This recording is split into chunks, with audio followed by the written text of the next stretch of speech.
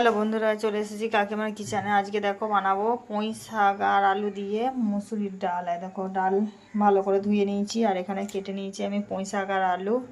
এবার আমি কড়াইয়ে তেল দিয়ে দিয়েছি, তেল গরম হয়ে গেছে। এবার আমি এগুলো সবজিগুলো দিয়ে দেবো। লবণ দিয়ে সবজিগুলো ভালো করে ভেজে নেব। তবে এটা ভাজা হয়ে গেছে। এবার আমি ধুয়ে রাখা ডালটা এর সঙ্গে অ্যাড করে দিলাম, দিয়ে দিলাম কিছুটা জল। এবার এটাকে ভালো করে নেড়ে সিদ্ধ হওয়ার জন্য আমি ঢাকা দিয়ে দেবো। দেখো বন্ধু, আমার এটা সিদ্ধ হয়ে গেছে। এবার আমি এটাকে ঢেলে নিয়ে ফোড়ন দেব।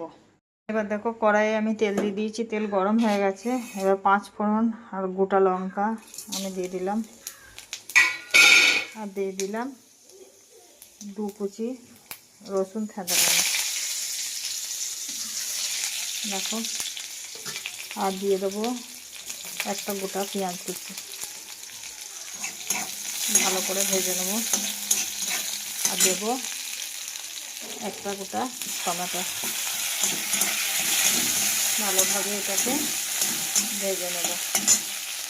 দেখো, এটা ভালোভাবে ভাজানো হয়ে গেছে। এবার আমি সিদ্ধ করে রাখা ডাল আর পুঁই শাক ঢেলে দেবো। তারপরে দিয়ে দেবো আমি 1 চামচ হলুদ। ভালো করে ঘেঁটে নেব। এবার একটু ফুটলেই আমার পুঁই শাক দিয়ে মসুরির ডালের রেসিপি রেডি।